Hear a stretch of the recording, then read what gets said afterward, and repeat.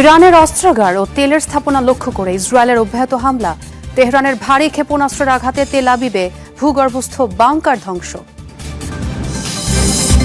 মুজতবা খামিনিকে সর্বোচ্চ ধর্মীয় নেতা ঘোষণার পর ইরান জুড়ে উল্লাস, যুক্তরাষ্ট্রের জন্য সতর্ক বার্তা হিসেবে দেখছেন বিশ্লেষকরা।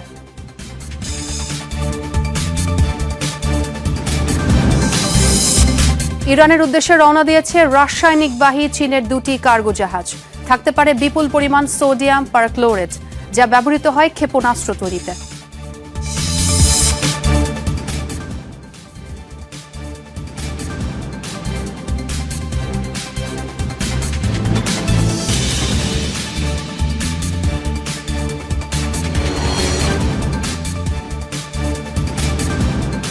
দর্শক সবাইকে আমন্ত্রণ যমুনা আইডেস্কে। এতক্ষণ শিরোনামগুলো শুনছিলেন, আপনাদের সঙ্গে আছে আমি ছোয়া খন্দকার। ইরানের নতুন সর্বোচ্চ নেতা মুজতবা খামিনির নেতৃত্বে প্রথমবার ইসরায়েলে ব্যাপক ক্ষেপণাস্ত্র হামলা চালালো বিপ্লবী গার্ড বাহিনী। রাতভর ছোড়া মিসাইলের বিস্ফোরণে ক্ষতিগ্রস্ত ইসরায়েলের মধ্যাঞ্চল। এর মধ্যে তেল আবিবে ধ্বংস হয়েছে একটি ভূগর্ভস্থ বাংকার। আহত 1.5 শতাধিক ইসরায়েলি। এদিকে বাহরাইন সহ প্রতিবেশী আরব দেশগুলোর মার্কিন ঘাঁটি লক্ষ্য করেও চলছে হামলা।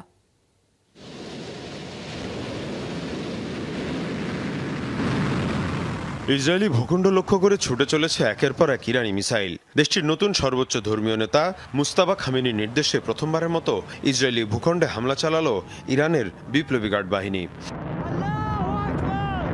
এসব মিসাইলের লক্ষ্য ছিল তেল আবিব সহ ইসরায়েলের মধ্যাঞ্চলের বিভিন্ন এলাকা। এসব স্থানে সফল আঘাত হানে ক্ষেপণাস্ত্র। এর মধ্যে তেল আবিবে থাকা ইসরায়েলি বাহিনীর ঘাঁটিতে আঘাত হানে কয়েকটি মিসাইল। তবে সবচেয়ে বেশি ক্ষয়ক্ষতি হয়েছে আবাসিক এলাকায়। এসব আবাসিক এলাকায় আকাশ প্রতিরক্ষা ব্যবস্থা মোতায়েন করে রাখে আইডিএফ। ইরানি মিসাইলে ধ্বংস হয়েছে ভূগর্ভস্থ বাংকার। বলা হচ্ছে ইরানের হামলায় এটি এখন পর্যন্ত ইসরায়েলের সবচেয়ে বড় ক্ষয়ক্ষতি। যুদ্ধ শুরুর পর এখন পর্যন্ত 13 ইসরায়েলি নিহতের খবর মিলেছে। 24 ঘন্টায় আহত 1.5 শতাধিক। হামলা চালানো হয় আরব আমিরাতের ভূখণ্ডেও। ইরানি ড্রোন ধ্বংসের ফুটেজ প্রকাশ করে আবুধাবি। এছাড়াও হামলা চালানো হয় কুয়েতের মার্কিন ঘাঁটিতেও। তবে আরব দেশগুলোর মধ্যে সবচেয়ে বড় হামলা হয়েছে বাহরাইনে। দেশটিতে ইরানের ড্রোন হামলায় আহত 32 জন। অন্যদিকে ইরানের কুর্দি অধ্যুষিত অঞ্চলে গোয়েন্দা রাডার ধ্বংসের দাবি করছে তেহরান। এদিকে সৌদি আরবের মার্কিন ঘাঁটিতে ইরানের হামলায় আরও 1 সেনার মৃত্যু হয়েছে। এ নিয়ে ইরানের হামলায় 7 মার্কিন সেনা নিহত হল। মীর মুশফিক হাসান, যমুনা নিউজ। ইরান জুড়ে চলছে যুক্তরাষ্ট্র ইসরায়েলের তাণ্ডব। রাজধানী তেহরান সহ বিভিন্ন শহরে চলছে মুহুর্মুহু হামলা। একের পর এক তেলের ডিপোতে চালানো হামলায় কালো ধোঁয়ায় ছেয়ে গেছে আকাশ, বাতাসও বিষাক্ত। আইআরজিসির একাধিক ঘাঁটি লক্ষ্য করে চলে রাতভর হামলা। এতে বাহিনীর এক জ্যেষ্ঠ কমান্ডার নিহতের দাবি করেছে তেল আবিব। এছাড়া হামলার টার্গেট হয়েছে অস্ত্র উৎপাদন কারখানা ও সংরক্ষণাগার।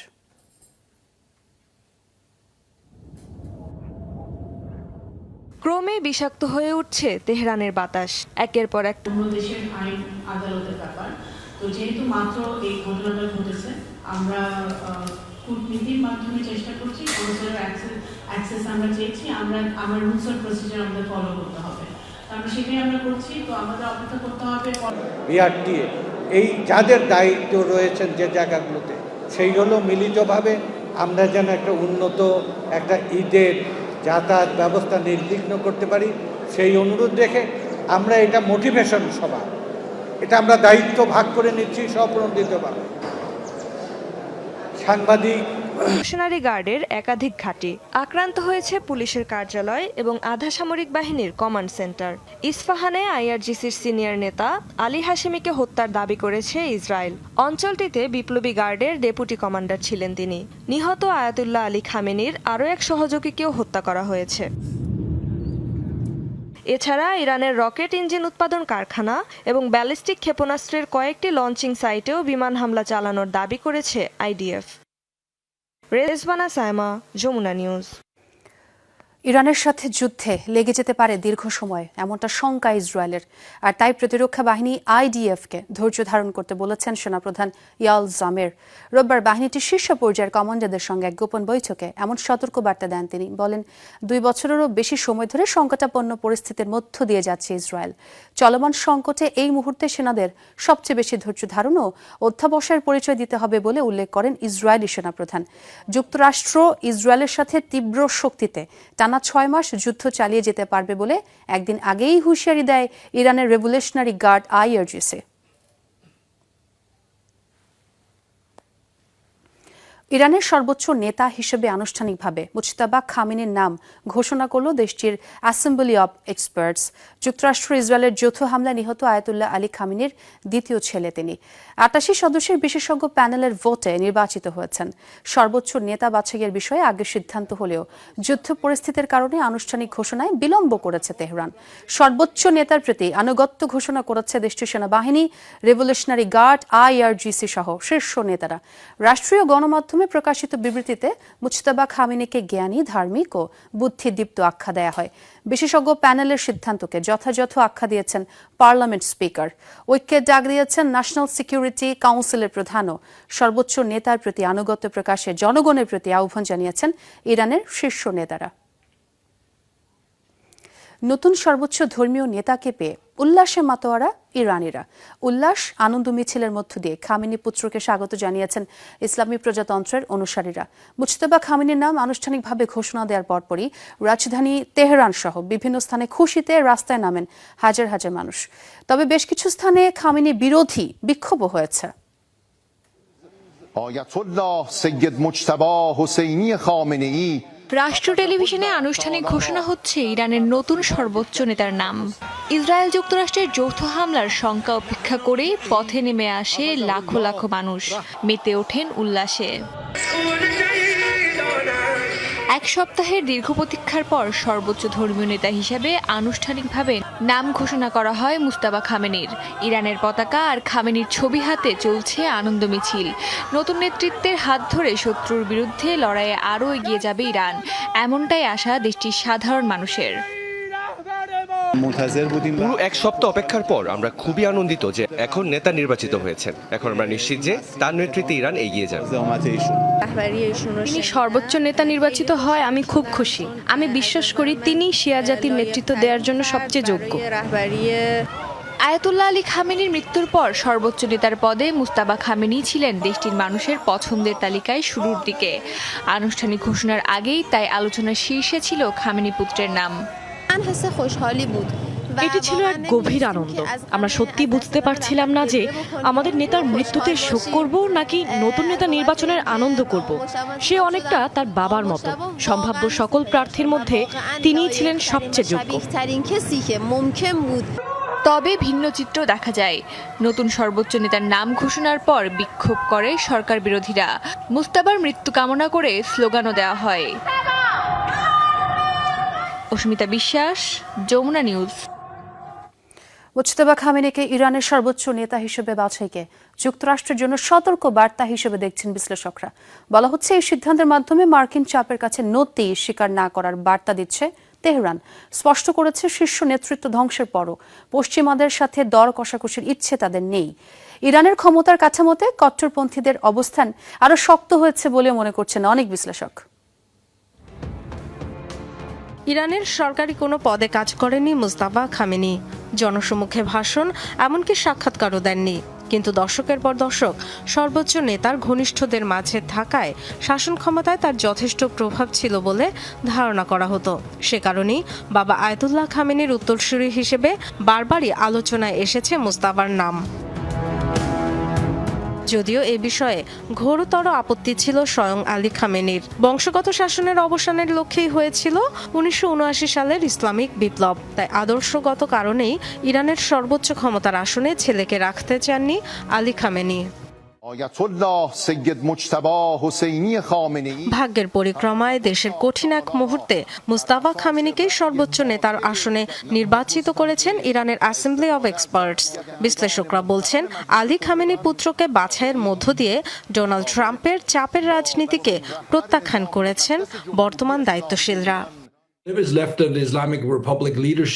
ইরানের ইসলামিক প্রজাতন্ত্রের নেতৃত্বে অবশিষ্ট যেটুকু আছে তার মূলত ডোনাল্ড ট্রাম্পকে স্পষ্টভাবে না বলে দিয়েছে। বোঝাতে চাইছে যুক্তরাষ্ট্রের সামরিক ও রাজনৈতিক চাপের কৌশলের কাছে তারা নতি স্বীকার করবে না। বাবা আয়াতুল্লাহ খামেনির চেয়েও কট্টরপন্থী হিসেবে বিবেচনা করা হয় মুস্তাফাকে।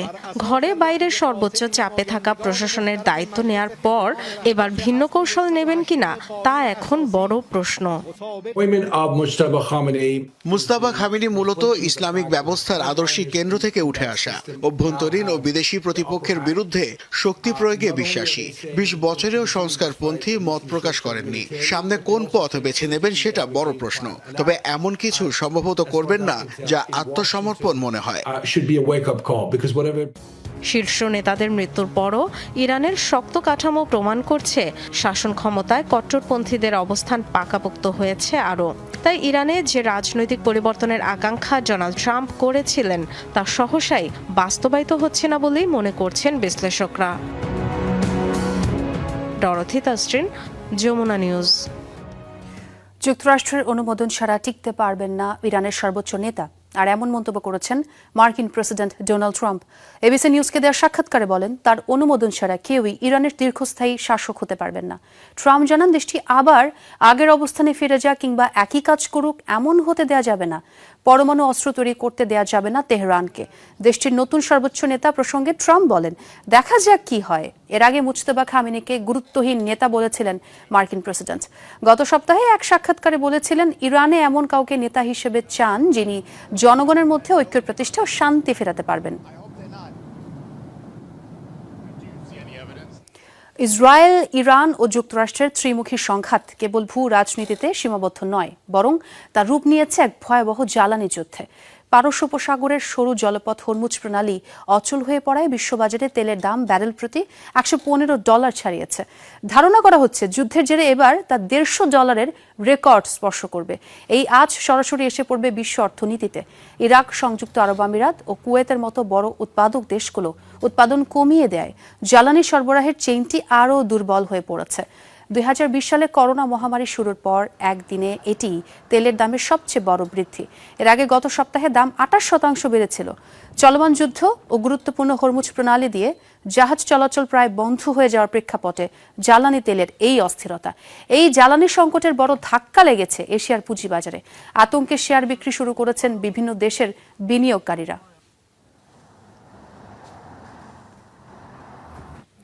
যুক্তরাষ্ট্র ইসরায়েলের সাথে চলমান যুদ্ধের মধ্যেই ইরানের উদ্দেশ্যে চীন থেকে রওনা দিয়েছে রাসায়নিক বাহী দুটি কার্গো। ধারণা করা হচ্ছে এতে রয়েছে বিপুল পরিমাণ সোডিয়াম পারক্লোরেট, যা ব্যবহৃত হয় ক্ষেপণাস্ত্র তৈরিতে। মার্কিন সংবাদ মাধ্যম দ্য ওয়াশিংটন পোস্টের একটি প্রতিবেদনে উঠে এসেছে এমনই তথ্য। জাহাজ দুটির মালিক যুক্তরাষ্ট্রের নিষেধাজ্ঞায় থাকা ইরানি শিপিং কোম্পানি IRISL। আগামী সপ্তাহের মধ্যে ইরান পৌঁছানোর কথা রয়েছে নৌযানগুলোর। দক্ষিণ চীন সাগরের পথ ধরে এগিয়ে চলেছে রাসায়নিক ভর্তি দুটি জাহাজ। চীন থেকে রওনা দেয়া কার্গোগুলোর গন্তব্য মধ্যপ্রাচ্যের দেশ ইরান। কার্গোগুলোর গতিপথ, স্যাটেলাইট ছবি সহ বিভিন্ন নথি বিশ্লেষণ করে মার্কিন সংবাদ মাধ্যম দ্য ওয়াশিংটন পোস্টের দাবি, জাহাজ দুটি চীনের বন্দর থেকে রাসায়নিক বোঝাই করে ইরানের দিকে যাচ্ছে। সম্প্রতি কার্গো দুটিকে নোঙর করতে দেখা যায় চীনের দক্ষিণ পূর্ব উপকূলের গাওলান বন্দরে। পরিসংখ্যান বলছে, এই বন্দর দিয়ে পরিবহন হয় বিপুল পরিমাণ শিল্প রাসায়নিক, যার মধ্যে রয়েছে ক্ষেপণাস্ত্র ও রকেট তৈরির অন্যতম গুরুত্বপূর্ণ কাঁচামাল সোডিয়াম পারক্লোরেট। শাবদিস ও বার্জিন নামের জাহাজ দুটির মালিক মার্কিন নিষেধাজ্ঞার আওতাভুক্ত ইরানি শিপিং কোম্পানি IRISL। প্রতিষ্ঠানটির ওপর রয়েছে যুক্তরাষ্ট্র ও ইউরোপীয় ইউনিয়নেরও নিষেধাজ্ঞা। ওয়াশিংটনের অভিযোগ, তেহরানের ব্যালিস্টিক ক্ষেপণাস্ত্র কর্মসূচির জন্য ব্যবহৃত বিভিন্ন উপাদান পরিবহন করে থাকে কোম্পানিটি। বিষয়টি নিয়ে ইরান বা মার্কিন যুক্তরাষ্ট্র এখনো কোনো আনুষ্ঠানিক বক্তব্য দেয়নি। বিশেষজ্ঞরা বলছেন, চাইলেই প্রশাসনিক বা আমলাতান্ত্রিক জটিলতা তৈরি করে জাহাজগুলোকে বন্দরে আটকে রাখতে পারত চীন। তবে তা না করে সেগুলোকে ইরানে যাত্রার অনুমতি দিয়েছে দেশটি। চলমান যুদ্ধে এটিকে তেহরানের প্রতি বেইজিংয়ের নীরব সমর্থন হিসেবে দেখছেন অনেকে। রেজবানা সায়মা, যমুনা নিউজ। ইরানের সর্বোচ্চ নেতাকে হত্যা এবং একের পর এক হামলা চালিয়েও থামছে না যুক্তরাষ্ট্র ও ইসরায়েল। যুদ্ধের পরের ভাগে শুরু হবে নতুন লক্ষ্য বাস্তবায়ন, ইরানের গভীরে লুকিয়ে থাকা ইউরেনিয়ামের মজুদ জব্দের মহাপরিকল্পনা। ওয়াশিংটন ও তেল আবিব এখনই আলোচনা করছে কোথায়, কবে এবং কিভাবে পাঠানো হবে সেই বিশেষ বাহিনী। ইরানের উচ্চমাত্রার ইউরেনিয়াম মজুদ জব্দ করতে দেশটিতে বিশেষ বাহিনী পাঠানোর বিষয়ে আলোচনা করতে বসেছে যুক্তরাষ্ট্র ও ইসরায়েল। মার্কিন সংবাদ মাধ্যম অ্যাক্সিওস এক প্রতিবেদনে এ তথ্য জানিয়েছে। সংশ্লিষ্ট বিষয়ে অবগত 4টি সূত্রের বরাত দিয়ে প্রতিবেদনে বলা হয়েছে, ট্রাম্পের যুদ্ধকালীন অন্যতম প্রধান লক্ষ্য হল ইরানকে পারমাণবিক অস্ত্র অর্জন থেকে বিরত রাখা। বর্তমানে ইরানের কাছে প্রায় 450 কেজি 60% সমৃদ্ধ ইউরেনিয়াম রয়েছে বলে ধারণা করা হচ্ছে। এই বিশাল মজুদ নিজেদের নিয়ন্ত্রণে নেওয়া ট্রাম্পের লক্ষ্য অর্জনের সবচেয়ে গুরুত্বপূর্ণ পদক্ষেপ হতে পারে বলে মনে করা হচ্ছে। অ্যাক্সিওস জানায়, যুদ্ধের পরবর্তী ধাপে পরিচালিত হতে পারে এই বিশেষ অভিযান। ইরানের সামরিক বাহিনী আর জোরালো কোনো প্রতিরোধ গড়ে তোলার অবস্থায় না থাকলেই কমান্ডো অভিযান চালানোর পরিকল্পনা রয়েছে যৌথ বাহিনীর। গত বছরের জুনে ইরানে পারমাণবিক স্থাপনা ও অবকাঠামোতে একযোগে হামলা চালিয়েছিল যুক্তরাষ্ট্র ও ইসরায়েল। সেই হামলার পর দেশটির ইউরেনিয়াম মজুদের বর্তমান অবস্থা ঠিক কী তা এখনও স্পষ্ট নয়। এদিকে আন্তর্জাতিক পারমাণবিক শক্তি সংস্থা জানিয়েছে, বোমা হামলার শিকার হওয়া এলাকাগুলোতে তাদের পরিদর্শকদের প্রবেশের অনুমতি দেয়নি ইরান। তবে ইরানে পারমাণবিক অস্ত্র তৈরির কোনো সমন্বিত কর্মসূচির প্রমাণ পায়নি বলে জানিয়েছে সংস্থাটি। অস্মিতা বিশ্বাস, যমুনা নিউজ। নিজেদের নিয়ন্ত্রণাধীন নর্দার্ন সাইপ্রাসে শক্তিশালী যুদ্ধবিমান ও আকাশ প্রতিরক্ষা ব্যবস্থা মোতায়েন করল তুরস্ক। আঙ্কারার প্রশাসন জানিয়েছে, এলাকাটিতে মোতায়েন করা হয়েছে 6টি F-16 যুদ্ধবিমান। এছাড়াও প্রতিরক্ষার জন্য পাঠানো হয়েছে এয়ার ডিফেন্স সিস্টেম। সামাজিক মাধ্যম এক্সে তুরস্কের প্রতিরক্ষা মন্ত্রণালয় জানিয়েছে, চলমান পরিস্থিতির প্রেক্ষিতে ধাপে ধাপে নেওয়া হচ্ছে নর্দার্ন সাইপ্রাসে নিরাপত্তা বাড়ানোর পদক্ষেপ। এর অংশ হিসেবে সেখানে মোতায়েন করা হয়েছে এসব যুদ্ধাস্ত্র। বিবৃতিতে আরও বলা হয়, প্রয়োজনে ভবিষ্যতে নেওয়া হবে আরও পদক্ষেপ। আজারবাইজানে হামলা চালায়নি ইরান, আর এমন দাবি করেছেন দেশটির president Masoud Pezeshkian. আজারবাইজানের president Ilham আলিয়েভের সাথে ফোনে কথা বলেন তিনি। জানান, দেশটিতে ড্রোন হামলার সাথে কোনো সম্পর্কই নেই তেহরানের। ওই ঘটনা তদন্ত হওয়া উচিত বলে মন্তব্য করেন ইরানি প্রেসিডেন্ট। হামলার পেছনে কারা কলকাঠি নাড়ছে সেটি উদ্ঘাটন হওয়া জরুরি। চলমান যৌথ অভিযানে খামিনি সহ অনেকের মৃত্যুর পর আজারবাইজানে ইরানের দূতাবাস পরিদর্শন করেছিলেন আলিয়েভ। সে কথা উল্লেখ করে তার প্রতি কৃতজ্ঞতা জানান পেজেশকিয়ান।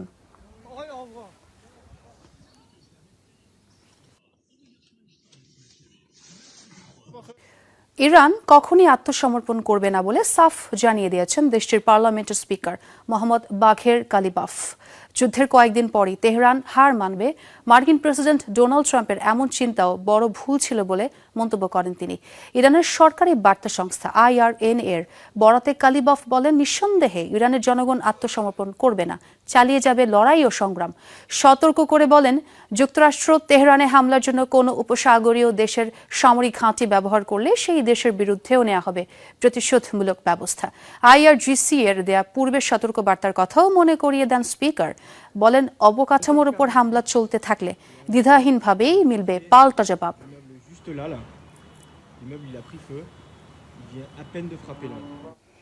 এবার ইরানকে বেঈমান আখ্যা দিল কাতার। দেশটির প্রধানমন্ত্রী শেখ মোহাম্মদ বিন আব্দুল রহমান আল থানি এক বিবৃতিতে এই অভিযোগই করেন। তিনি বলেন, আরব দেশগুলোর ভূখণ্ডে হামলা চালিয়ে দোহার সাথে প্রতারণা করেছে তেহরান। হামলার পক্ষে সাফাই গাইতে ইরান বিভিন্ন মিথ্যাচারও করছে বলে অভিযোগ করেন কাতারের প্রধানমন্ত্রী। প্রতিবেশীদের উপর হামলার কোনো সুযোগ নেই বলে মন্তব্য করেন থানি। এর পাশাপাশি চলমান সংঘাত বন্ধে কূটনৈতিক প্রচেষ্টার কোনো বিকল্প নেই বলেও জানান কাতারের প্রধানমন্ত্রী।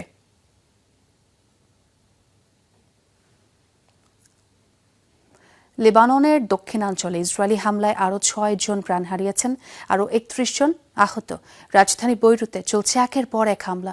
তেল আবিবের দাবি, তাদের টার্গেট হচ্ছে হিজবুল্লাহর বিভিন্ন স্থাপনা ও অবকাঠামো। রাজধানী ছাড়াও হামলা চালানো হচ্ছে দক্ষিণ লেবাননে। এদিকে বিভিন্ন স্থানে ইসরায়েলি বাহিনীর উপর হামলার দাবি করেছে হিজবুল্লাহ। টেলিগ্রামে দেয়া বার্তায় গোষ্ঠীটি জানায়, শারখায় হেলিকপ্টারে অবতরণ করা ইসরায়েলি সেনাদের সঙ্গে তাদের সংঘর্ষ হয়েছে। পাশের অঞ্চলে ইসরায়েলি বাহিনীর ওপর কামান ও মেশিন গান দিয়ে হামলা চালানো হয়েছে। এর ফলে পিছু হটতে বাধ্য হয় IDF।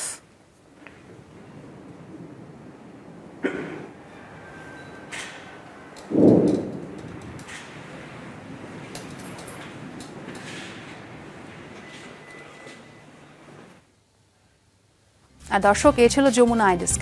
এতক্ষণ যারা সঙ্গে ছিলেন সবাইকে ধন্যবাদ।